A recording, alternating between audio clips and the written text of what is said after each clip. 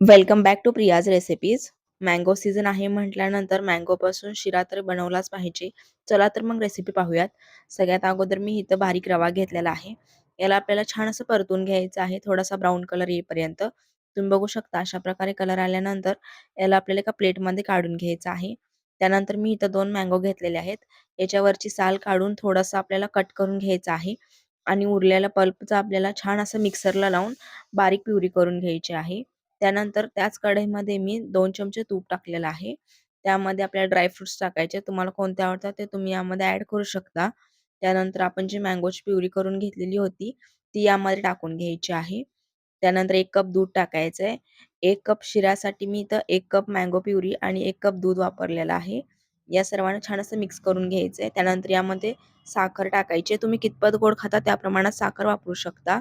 त्यानंतर आपण जो रवा भाजून घेतला होता 1 कप, तो यामध्ये टाकायचा आहे. छान झाकून ठेवायचं आणि वाफ काढून घ्यायचे पूर्ण पाणी आटेपर्यंत. तुम्ही बघू शकता छान असा आपला शिरा तयार आहे. वरून थोडासा मँगो टाकून छान असा आपला शिरा तयार आहे. एकदा नक्की ट्राय